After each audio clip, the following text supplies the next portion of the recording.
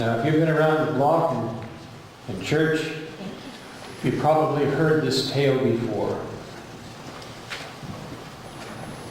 It stands by itself anytime it's lifted and shared.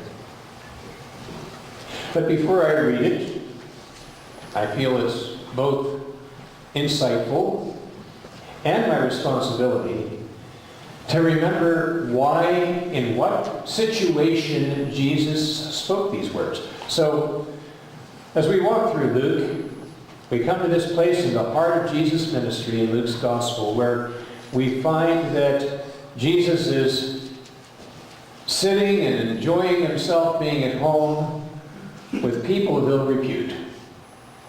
He freely sits down with the sinners of town, and all the pious, righteous people watch Jesus sitting down with them and they start grumbling and saying, "This guy welcomes sinners and eats with them." And so Jesus actually told them 3 parables. First, about what somebody would do if they lost an animal. And then what somebody would do if they lost something precious to them, a memento, the lost sheep and the lost coin. And as people often get things with emphasis when you hear them in threes, Jesus told these stories in rapid fire.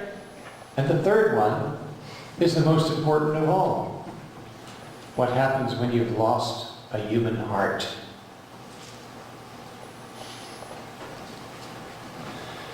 Jesus said there was a man who had 2 sons. The younger of them said to his father, "Father, give me the share of the property that will belong to me." So he divided his property between them. A few days later, the younger son gathered all he had and traveled to a distant country. And there he squandered his property in dissolute living. When he had spent everything, a severe famine took place throughout that country, and he began to be in need. So he went and hired himself out to one of the citizens of that country, who sent him to his fields to feed the pigs. He would gladly have filled himself with the pods that the pigs were eating, and no one gave him anything. But when he came to himself, he said, "How many of my father's hired hands have bread enough and to spare? But here I am dying of hunger. I will get up and go to my father, and I'll say to him, 'Father, I've sinned against heaven and before you. I'm no longer worthy to be called your son. Treat me like one of your hired hands.' And so he set off and went to his father. But while he was still far off, his father saw him and was filled with compassion, and he ran and put his arms around him and kissed him. And then the son said to him, 'Father, I've sinned against heaven and before you. I'm no longer worthy to be called your son.' But the father said to the slaves, 'Quickly, bring out a robe, the best one, and put it on him. Put a ring on his finger, sandals on his feet, and get the fatted calf and kill it, and let us eat and celebrate. For this son of mine was dead and is alive again. He was lost, and he is found.' And they began to celebrate." Those of you familiar with it know that there's more to the story, but there's too much for one message. We'll save that for another time. Let's pray. God our Father, we want to thank you for giving us the gift of life and hopes and dreams. And we thank you for sending Jesus when hopes and dreams are broken and lost, largely due to our own folly. The Lord, open our hearts afresh that we may live afresh this narrative, this experience, that we might embrace it and be more whole than we ever were before. And may it be contagious. We lay our hearts before you to that end as we pray in Jesus' name. Amen. Please be seated.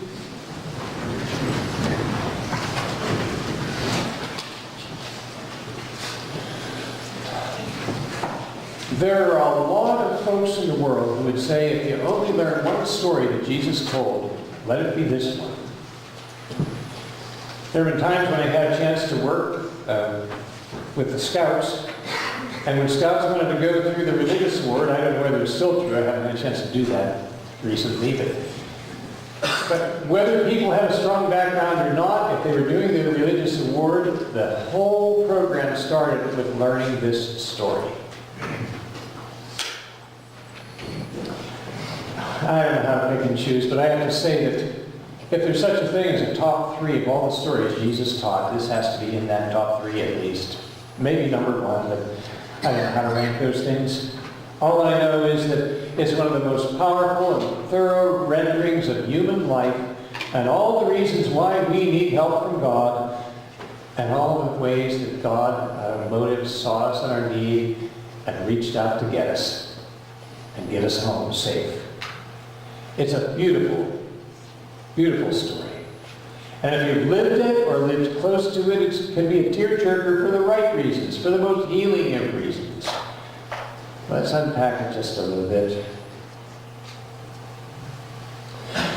First, remember why the story happened in the first place. Jesus comes, everybody knows that he's a teacher of God. They know at least that much. Some are starting to know more, that he's more than just that. But a teacher from God, what's he doing spending all his time hanging around the ragtag folk? All those folk that don't deserve him and don't appreciate him. That was the hubbub, that was the murmuring, the gossip that went out about Jesus that motivated him to tell these 3 stories. First, about someone who loses an animal, a shepherd who loses a sheep. Now, I've never been a shepherd, but I know what it's like to lose a dog. And maybe you do too. And I know what that anguish is like. And I know what it's like when you find out that they're safe. It's like you died and rose again. A lot of us will know what it's like to lose something really precious to us, maybe a photograph or a collection or a piece of jewelry or some memento. And Jesus tells the story of a woman who had a coin collection and lost one of them, and worked so hard with anguish to find that coin and the great relief that came to her. Jesus tells those 2 wonderful little parables to lay the foundation for the climax, the one with the most impact and the one that really points to what matters the most, human lives. Now, Jesus is able to construct the whole story, and he can really build it for impact. A man has 2 sons. And one of the sons says, I want my inheritance. Well, you'll get your inheritance. I want it now.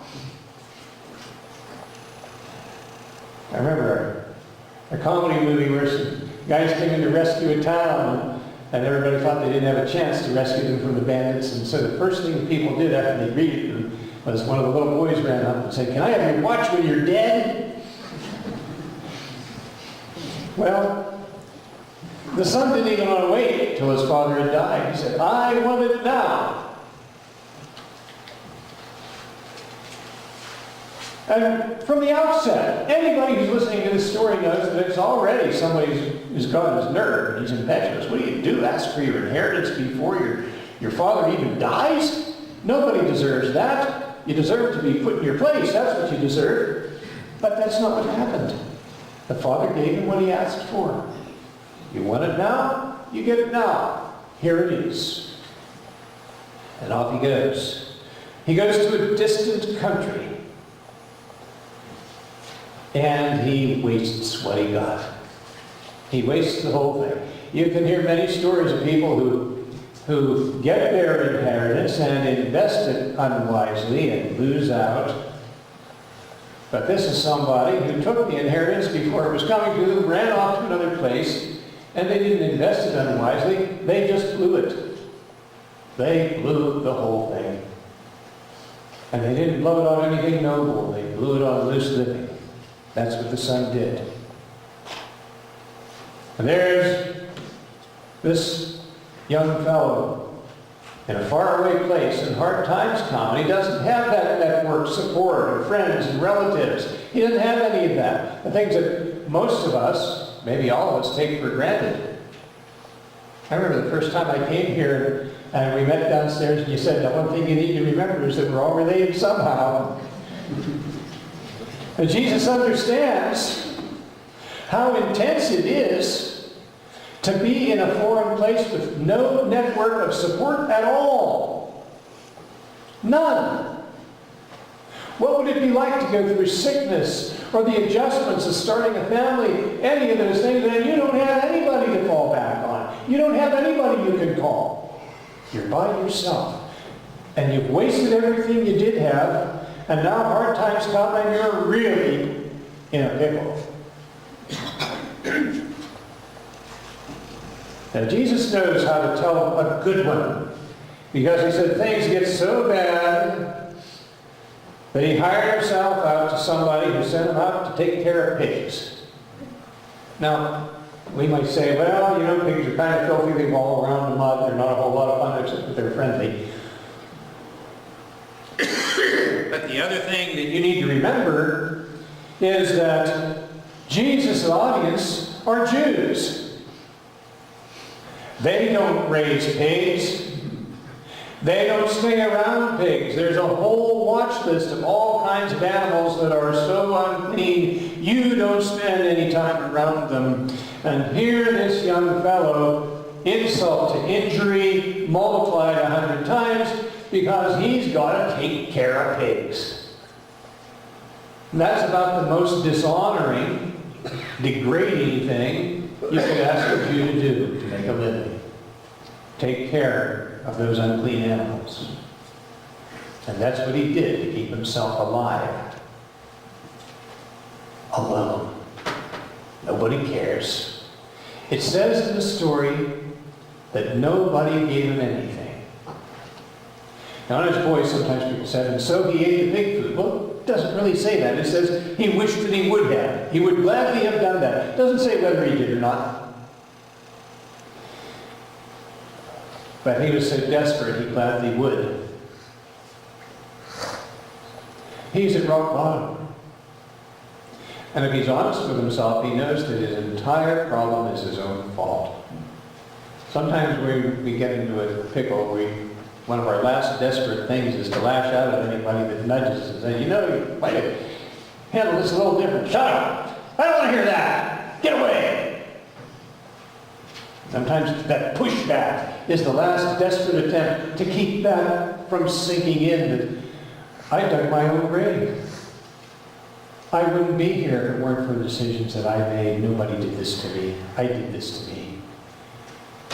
And my life is a mess and there's no way out. And I don't see anything in the future that can make it better. I'm stuck. Stuck in my own mess. And he says, you know, the hired hands back home had it better than I do. I was part of somebody special. I was part of a family. I had an inheritance, and I had dignity, and I had a future and a hope, and I blew it all. And the people that were there, who took care of us, they had more dignity and hope than I do now. It would be a step up for me to be like that. That's pretty rough.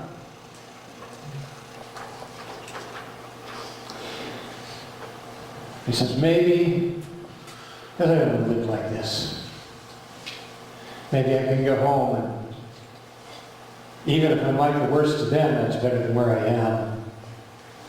I can't be a family member, I've blown all that. But even if I'm the last in line among the slaves, it's better than where I am now. I'll take that chance.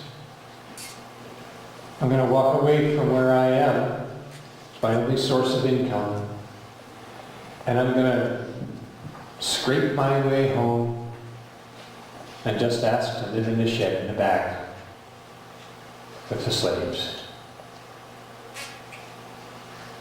So off he goes. This is rich, and we haven't even gotten to the end of it yet. Off he goes. He finds his way to the road toward home, and now here's the wondrous thing. He's probably picturing what's going to happen when he knocks on the door, and the door opens, and he has to face his family. And sooner or later, if his father doesn't answer the door, somebody will take him to his father. He's going to have to knock on the door and face his father and say, look, I just messed up my life. It's a complete mess. There's no way back. And I'm not asking you to give me anything. All I'm asking you is to let me work with the slaves. Well, that never happens because he never gets to the door. Because his father sees him a long way down the road and decides to go up to where he is. If you've been a parent of someone who messed up, you may remember a time when you want to picture, they'll come crawling back, and I'll make sure they know that they messed up. God, the Heavenly Father, has a lot higher standard between himself and us than we ever have at our best with the worst of our kids. And he can't wait for his son to get to the door. He goes out. He runs down the road. Not because he thinks he's done something great. He knows he's really messed up. He knows that. Doesn't have to hear the story to know that. He probably knew it when he dished out the inheritance, that it was going to come out that way. But his heart aches for his son who is dead. As good as dead. I've been told that one of the most painful griefs, loss of life in the world is that we lose one of our children. I don't know whether I'll experience that. I hope I don't. Because I think it's got to be one of the toughest. And here's a father who knows what it feels like to have one of his children dead, or as good as dead. And it's kind of like what he did to get in that predicament doesn't matter anymore. He's dead. And he loves him so much and wish he could see him back. And then, miracle of miracles, he sees him with his own eyes, and he sees him alive. And yeah, it's important. All the things he did to mess up, the life that he could have had that he threw away, yeah, that's important. But it all pales by the fact that he's alive. He sees him with his own eyes alive again. And he runs down that road, and his son starts his rehearsed speech, "I would deserve to be your son." And he doesn't even wait to listen to the speech. He just hugs him and loves him and lifts him up. And he says, "We're going to celebrate. You're alive. Greatest miracle of all. You've got life. And we're going to take you home and celebrate that you weren't lost and dead forever. Come with me, and we're going to celebrate." Now, yeah, there's more of what Jesus tells. We'll do that another Sunday. But this is the climax of the heart of this story.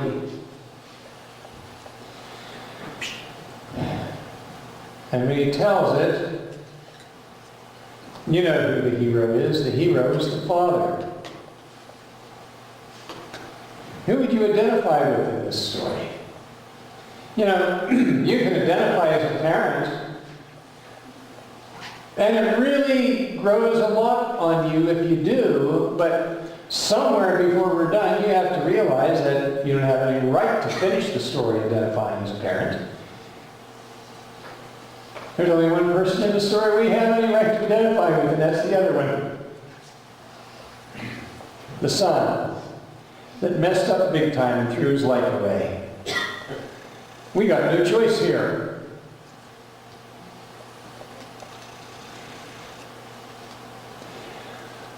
What do you do with your life?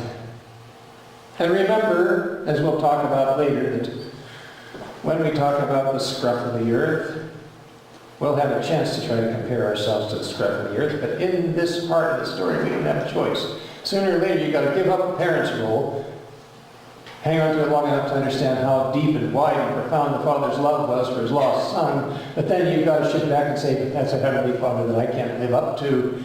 I've got to identify with the Son.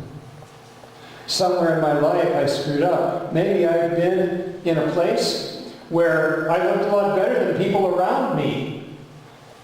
And I could console myself by saying, well, I did better than they did. Yeah. That might be a little bit of consolation for a moment, but as we referred to not too long ago, comparing it to a high jump contest, if the bar is at this height, you might brag to somebody that you only missed by 3 inches instead of 13, but if you missed, you missed. And that's what has to sink in eventually.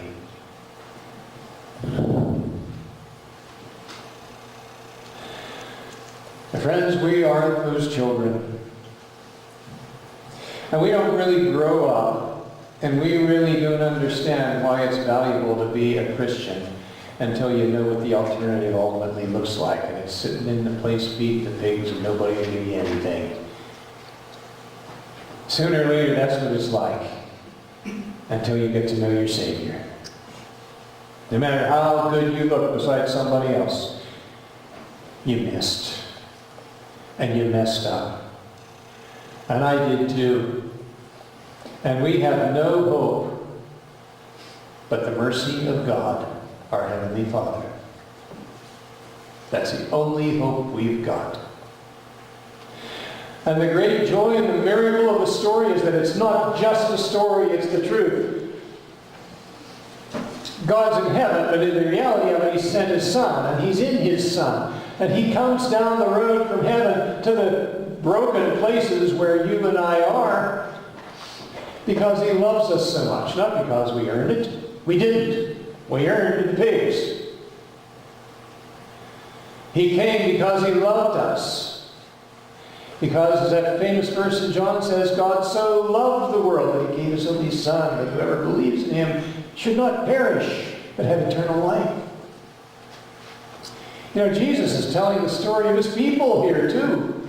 He's telling the story of the Jews. God gave them everything in the Old Testament. What did they do? They squandered it. They lost their home and their temple and everything because when times get good, you think you don't need God. He's telling the story of the Jews here, too. Yeah, Jesus is not to any surprise of us, is pretty awfully wise. And He can tell a story that has all those layers in it, but they all have the common theme. You walk away from God and you walk into a terrible place and you cannot get yourself out of it. And God doesn't owe you a thing. But He loves you like a father would love his child, like a mother would love her child. He loves you so much that if they think you're dead and then they find out you're alive, all the mess ups don't matter so much as the chance to wash you up and bring you home. That's what the gospel's about, friends. And you need it. Every one of you does. And your pastor needs it. And all the greatest people you can ever think of, greater than any of us, they need it too. That's the only way home. This is the essence of what Christianity is. This is it, in a nutshell. We messed up. We can't get out of the rut. God loves us so much, He gets us out of the rut if we'll take Him by the hand and trust Him. And He'll give us a lot more than we deserve. He'll give us our dignity back. And He'll give us a fresh start. This is the gospel. Know it. Know it from experience. And know that He saved you. And if He can save you, if He can save Jacob, who probably outdistanced us all in terms of wretchedness, He can save everybody who takes Jesus' hand and goes home with Him. Now, we're living in a world that's really a mess. And here in America, we're living in times that are really a mess because we're coming to a junction in time when we have to face the hard reality that you can't prioritize being a good Christian and chase patriotism and world power at the same time. There's a distinction between the two. And I don't care who you voted for in November, you didn't have a good choice, and we're going to have hard times until we put our trust in Jesus, whose standard is higher than any powerful person of this world. They all have flaws, and so do we. And we're coming to a realization that you've got to make a choice between prioritizing being a citizen and prioritizing being a disciple of Jesus. You don't have to be anti-country, for heaven's sake. I love my country. But that's not going to save you. We live in an illusion that it could. We just hold them together. No, only Jesus saves you. That's it. Doesn't matter where you live, what country you're in, what language you speak, rich or poor, dispossessed. The only thing that will save you is Jesus. And sooner or later, we've got to come to that truth and honor it and admit it. And then, while we've got breath in this world, we've got to tell some people that are just as desperate as we are to get home. That's what we're here for. We're here to share the gospel with other people that are dying and are leaving somebody's heart bereft and broken, unless they can find their way home and live again. Oh, he was dead, and now he's alive. Friends, we've got a lot to live for. We've got a pretty urgent purpose to go forward for. Yes, we have. Don't take it lightly. You can't just show up here for an hour or two and say, oh boy, I did my thing for God. This is urgent stuff. If we do it, God will make us fruitful. If we don't do it, God will bereave us of what we thought we had. It's really at the heart of what we're about. If your life is saved by Jesus, don't let anything get in the way of being whole for Him and sharing it with others. Because God is still eagerly looking down that road for you and me, and for everybody we bring with us. Amen.